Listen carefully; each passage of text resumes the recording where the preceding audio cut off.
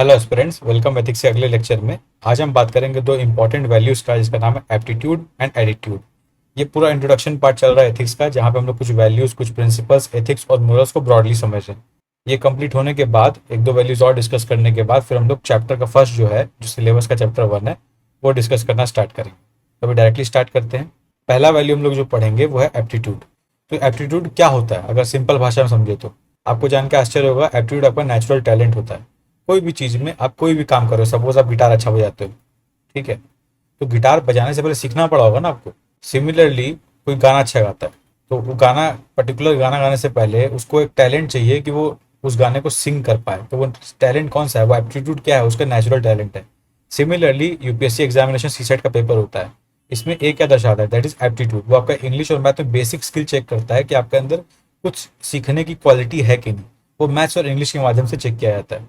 तो ये हो गया आपका एप्टीट्यूड का बात। Aptitude is what, it is a natural talent required to acquire a skill. कोई भी स्किल एक्वायर करने के लिए आपको एक बेसिक एप्टीट्यूड होना चाहिए उस स्किल से संबंधित, जिसको एक राइट ट्रेनिंग से तराशा जा सके और एक पर्टिकुलर स्किल में कन्वर्ट किया जा सके। That is what is aptitude. अब देखिए, ये एप्टीट्यूड जो है, कई लोग कंफ्यूज कर जाते हैं। अच्छा, एप्टीट्यूड माने कोई इसका सीसेट में अच्छा नंबर तभी आएगा जब उसका नॉलेज अच्छा है, या इंटेलिजेंस अच्छा है, या विजडम अच्छा है। पर ये तीनों चीज एप्टीट्यूड से डिफरेंट होते हैं। कैसे डिफरेंट होते हैं?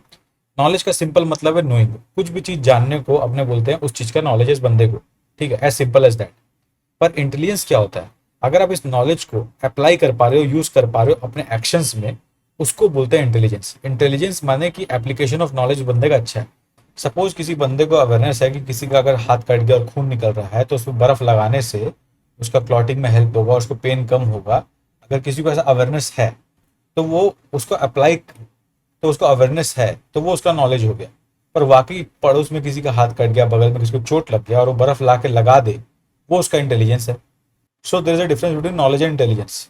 सिमिलरली विजडम क्या होता है? विजडम मतलब कि कोई इंसान कितना बेटर डिसीजन मेकिंग कर सकता है, वो उसके विजडम पे डिपेंड करता है। कैसे? विजडम का बेसिक मतलब ही ये है कि आपको जो चीज़ का अवेयरनेस है वो, फिर आपने जीवन में आपको जो तजुर्बे हैं, एक्सपीरियंस है वो, फिर आपके अंदर जो एबिलिटी है कोई चीज़ अप्लाई करने के, वो तीनों को मिला के आप कोई डिसीजन लेते हो, तो वो आपके विजडम को दर्शाता है। तो this three properties, knowledge, intelligence and wisdom, इनका मीनिंग ये है और ये एप्टीट्यूड से अलग होते हैं, ठीक है। अब एप्टीट्यूड क्या है, उसको जनरली टेस्ट किया जाता है किसी पर्टिकुलर स्किल के लिए। जैसे आप लोग सिविल सर्वेंट बनने वाले हो, तो सीसेट में आपका एक पेपर होता है, इसमें मैथ्स और इंग्लिश पूछा जाता है। पर आप तो बोलोगे सर, मैथ्स और इंग्लिश हर पेपर में पूछा जाता है। तो सिमिलर जो पेपर्स होते हैं उनमें सिमिलर टाइप ऑफ मैथ्स और इंग्लिश पूछा जाता है। अब यूपीएससी का जो मैथ्स है वो कैट के मैथ्स से काफी अलग है। दोनों का मैथ्स अलग स्टाइल से पूछा जाता है, बिकॉज कैट में जो आपका टेस्ट लिया जा रहा है एमबीए के लिए, वो यूपीएससी में जो रिक्वायर्ड एप्टीट्यूड उससे अलग है। पर यूपीएससी और बैंक का जो एग्जामिनेशन होता है उनमें कहीं ना कहीं एडमिनिस्ट्रेशन वाला रोल ज्यादा होता है। तो आपको similar type of aptitude question देखने मिलते हैं। तो इसीलिए आपको पता होना चाहिए कि किसी भी पर्टिकुलर स्किल के लिए एप्टीट्यूड जो है वो अलग होता है।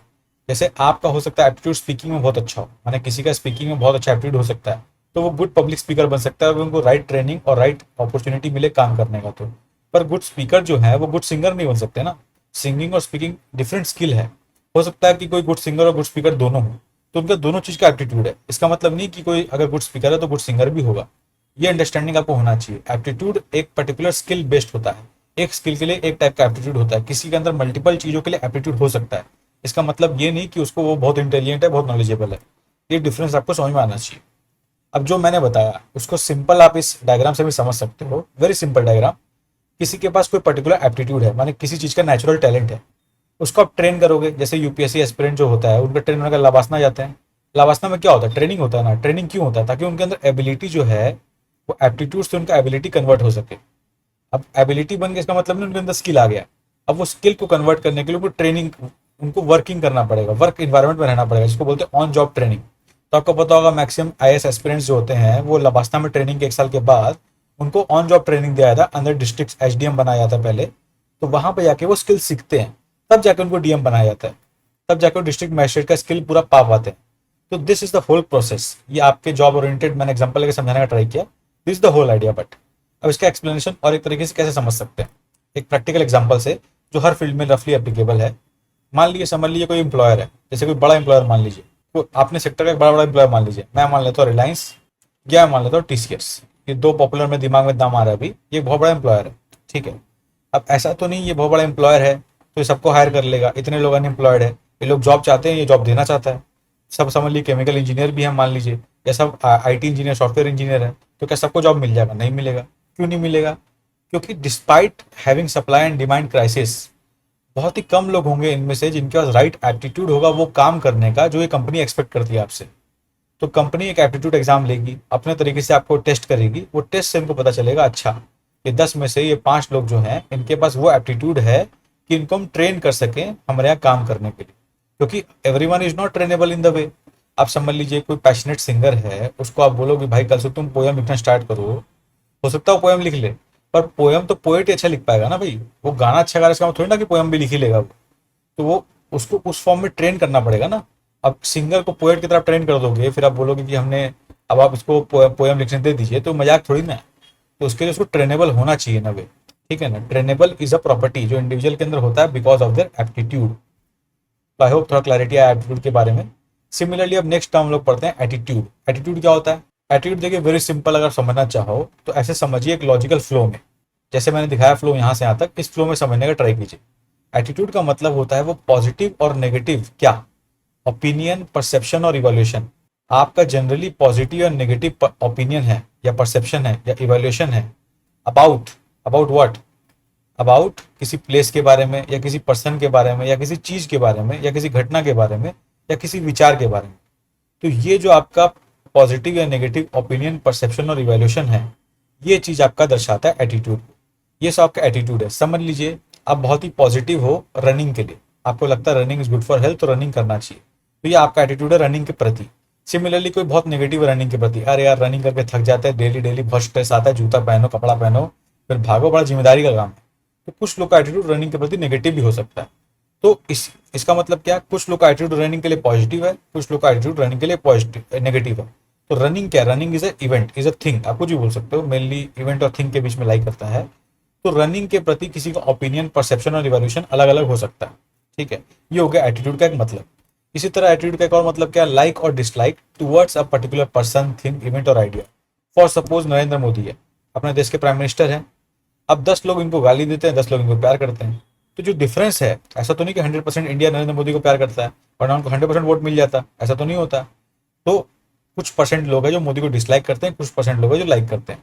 अब इनका जो लाइक डिसलाइक है towards a person Narendra Modi जो इंडिया के प्राइम मिनिस्टर है, ये इनके एटीट्यूड को दर्शाता है उस पर्सन के प्रति, कि उस पर्सन के स्पेसिफिक इनका एटीट्यूड क्या है वो दर्शाता है, ठीक है। सिमिलरली एटीट्यूड का एक और मैनिफेस्टेशन क्या हो सकता है कि attitude is a pre disposition. एक प्री डिस्पोजिशन माने एक पहले से प्रेजेंट आपके अंदर एक एक फीलिंग, एक सेंटिमेंट आपका टू एक्ट थिंक और feel towards a person, idea, event और थिंग। इसका मतलब क्या है, समझ लीजिए आपको मैंने बोला कि हम लोग रॉक कॉन्सर्ट में जाएंगे, ठीक है। तो आप क्या क्या कर सकते हो, आप रॉक कॉन्सर्ट का नाम सुन के घबरा सकते हो तुरंत कि भाई ये क्या रॉक कॉन्सर्ट में गिटार लेके भैं भैं करके बजाता रहेगा, मूड खराब हो जाएगा, तो मैं नहीं जाऊंगा। तो पहले आपने क्या किया, कॉन्सर्ट को लेकर कुछ सोचा। वो थॉट आपका क्यों आया, वो आपका ऑलरेडी एक प्री डिस्पोजिशन है कॉन्सर्ट के बारे में, कि आपके पास्ट एक्सपीरियंस से कि कॉन्सर्ट में बहुत धूम धड़क्का होता है, जाने का मजा नहीं है। फिर उसके प्रति हो सकता है आपने एक एक्शन ले लिया हो कि यार मैं दोस्त को झूठ बोलता हूँ, मैं नहीं जाऊँगा। ये थिंक और एक्ट किया आपने कॉन्सर्ट में नहीं जाने के लिए, ये आपके प्री डिस्पोजिशन को दिखाता है या आपके एटीट्यूड को दिखाता है कंसर्ट के प्रति। सिमिलरली समझ लीजिए कई लोगों को जमीन पे सोना पसंद है।